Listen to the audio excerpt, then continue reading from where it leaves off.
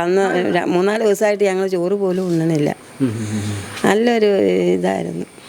കാരണം ഇതിപ്പോൾ ഇങ്ങനെ അപകടം നടന്നെന്ന് പറഞ്ഞാലും നമ്മളൊരിക്കലും ഈ ചേച്ചിക്ക് ഇങ്ങനെ വരുമെന്ന് നമ്മളറിയാം. ഇപ്പം ചൊവ്വാഴ്ച ചേച്ചി പോയി അഡ്മിറ്റ് ആയെങ്കിലും ഇപ്പം ചേച്ചി ഇങ്ങനെ ഒരു സംഭവത്തിൽ അകപ്പെട്ടു പോകും നമ്മൾ സ്വപ്നത്തിൽ പോലും കരുതുന്നില്ലല്ലോ.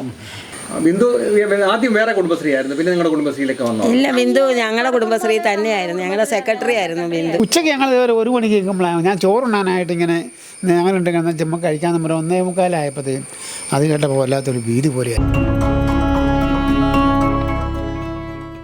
ഈ ഒരു സംഭവം അറിഞ്ഞപ്പോൾ അമ്മ എന്നാ തോന്നി? അയ്യോ, ഞങ്ങൾക്കൊക്കെ ഭയങ്കര ഒരു പ്രയാസമായിപ്പോയി.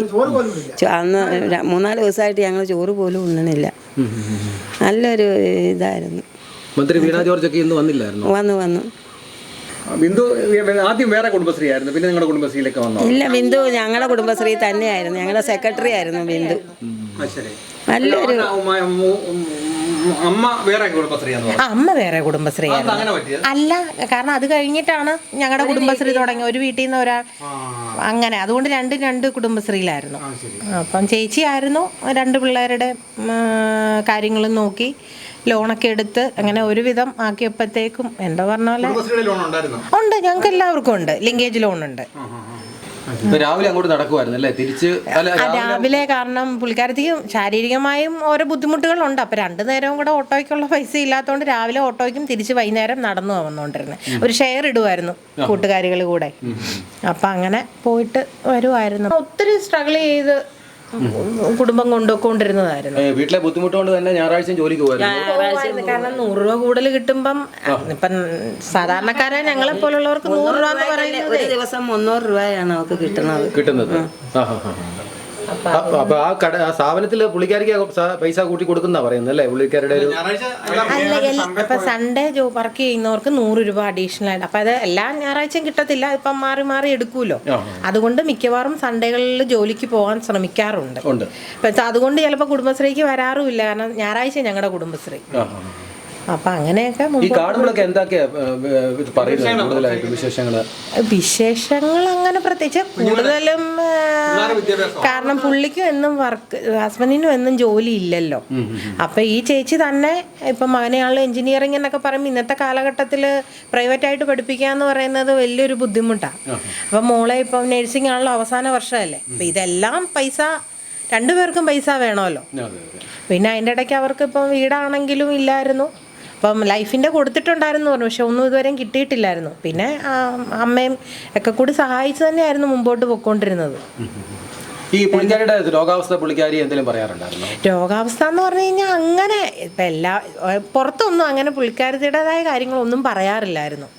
എന്നുവെച്ചാൽ അത് ചികിത്സിക്കാൻ പോകാനുള്ള പൈസ കുറവ് കൊണ്ടോ അല്ലെങ്കിൽ പറഞ്ഞു കഴിഞ്ഞാൽ കുടുംബത്തിലുള്ളവർക്ക് ബുദ്ധിമുട്ടാവും, അതായിരിക്കാം. മകനൊക്കെ ആണെങ്കിലും ഭയങ്കര ഒരു വല്ലാത്തൊരു സങ്കടമായി പോയി. ഞങ്ങൾ ഹസ്ബൻഡിന്റെ കൂടെയാണ് ഞാൻ പോകുന്നത്. അപ്പൊ പുള്ളിക്ക് ചിലപ്പോൾ നേരത്തെ പോകേണ്ടി വന്നു കഴിഞ്ഞാൽ ചിലപ്പോൾ ചേച്ചിയുടെ കൂടെയാണല്ലോ ഓട്ടോയ്ക്ക് പോകാറുണ്ട്. പിടിയെന്ന് തോന്നിയെന്ന് പറഞ്ഞു കഴിഞ്ഞാൽ കാരണം ഇതിപ്പോൾ ഇങ്ങനെ അപകടം നടന്നെന്ന് പറഞ്ഞാലും നമ്മളൊരിക്കലും ഈ ചേച്ചിക്ക് ഇങ്ങനെ വരുമെന്ന് നമ്മളറിയാം. ഇപ്പം ചൊവ്വാഴ്ച ചേച്ചി പോയി അഡ്മിറ്റ് ആയെങ്കിലും ഇപ്പം ചേച്ചി ഇങ്ങനെ ഒരു സംഭവത്തിൽ അകപ്പെട്ടു പോകും നമ്മൾ സ്വപ്നത്തിൽ പോലും കരുതുന്നില്ലല്ലോ. പിന്നെ നമുക്ക് എന്നാ ഇപ്പം എല്ലാവരും അപ്പം വിളിക്കുന്നുണ്ടായിരുന്നു, തലയോലപ്പറമ്പിൽ നിന്നാണല്ലോ ഒരു സ്ത്രീ, നിങ്ങളറിയുന്നതാണോ, നിങ്ങളുടെ വീടിൻ്റെ അടുത്തു നിന്നാണോ എന്ന് ചോദിച്ച് ഓരോരുത്തർ ചോദിക്കുന്നുണ്ടായിരുന്നു. അപ്പം അത് കഴിഞ്ഞപ്പോഴാണ് വിശ്രുതൻ എന്ന് പറയണത് പുള്ളിക്ക് മാത്രമേ ഉള്ളൂ. ഈ ഒരുവിധം റെയറായ ഒരു പേരായതുകൊണ്ട് വിശ്രുതൻ്റെ ഭാര്യ ബിന്ദു എന്ന് പറഞ്ഞപ്പോഴാണ് നമുക്ക് പെട്ടെന്ന് പിന്നെ ഇങ്ങനെ അങ്ങോട്ടും ഇങ്ങോട്ടൊക്കെ കോണ്ടാക്ട് ചെയ്തപ്പോഴാണ് കൺഫേം ആയത്. അമ്മയ്ക്ക് കൂടുതൽ സീതമ്മയായിട്ടായിരുന്നോ ബിന്ദുവായിട്ടായിരുന്നോ കൂടുതൽ അടുപ്പം? സീതാമ്മയായിട്ടാണ് ഞങ്ങൾക്ക് കൂടുതൽ അടുപ്പം. ഇവിടെ വന്ന് ഇരുന്ന് വർത്തമാനമൊക്കെ പറയും ബിന്ദുവിൻ്റെയൊക്കെ കാര്യം. ബിന്ദു ആണ് അവരുടെ വലം കൈ, ബിന്ദു ആയിരുന്നു സീതമ്മയുടെ.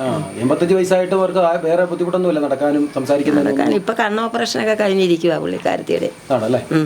സീതമ്മയ്ക്ക് ഒത്തിരി ഇപ്പൊ ഒറ്റയ്ക്കായി പോയ അവസ്ഥയായില്ലേ? അവസ്ഥയായി, അതെ. അല്ലേ?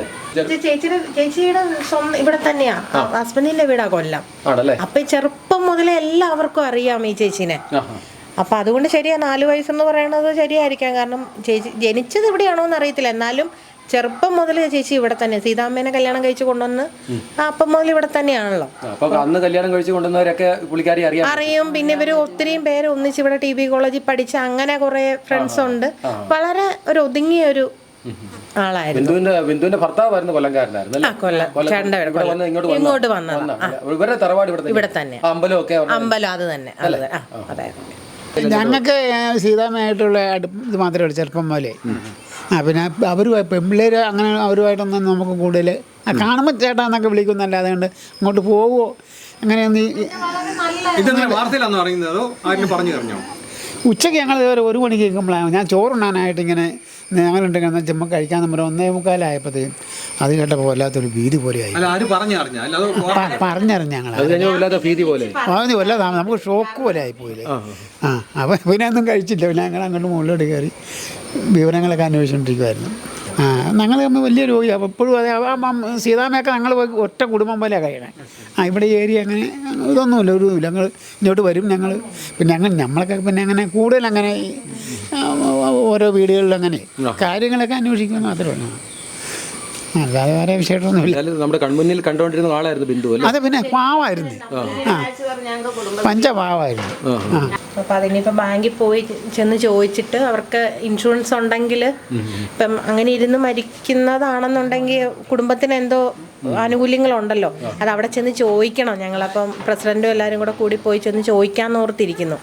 എന്താണ് അതിപ്പം പോളിസി ഉണ്ടെങ്കിൽ അത് കുടുംബത്തിന് ഉള്ളതാണല്ലോ അവർക്ക്. അപ്പം അതൊന്ന് എങ്ങനെയാണെന്ന് ചോദിക്കണം ചെന്ന്. ഇപ്പം മോൻ എങ്ങനെ അറിഞ്ഞോ? വാർത്തയിൽ അറിഞ്ഞോ അതോ ആരെങ്കിലും പറഞ്ഞറിഞ്ഞോ? താഴത്തൊരു ചേച്ചി ഇവിടെ വന്നപ്പോ പറഞ്ഞായിരുന്നു. അങ്ങനെ വാർത്ത വെച്ച് നോക്കിയപ്പോഴറിഞ്ഞു. ബിന്ദു ചേച്ചിയാണെന്ന് ആദ്യം അറിഞ്ഞില്ലല്ലേ? ബിന്ദു മാത്രം അറിയായിരുന്നു. ഏത് ബിന്ദുവാന്ന് അറിഞ്ഞത്. കൂടുതൽ വാർത്തകളും വിശേഷങ്ങളും നിങ്ങൾക്ക് ലഭിക്കാൻ കേരളീയം ന്യൂസ് സബ്സ്ക്രൈബ് ചെയ്യുക. കൂടെ ബെൽ ബട്ടണും അമർത്തുക.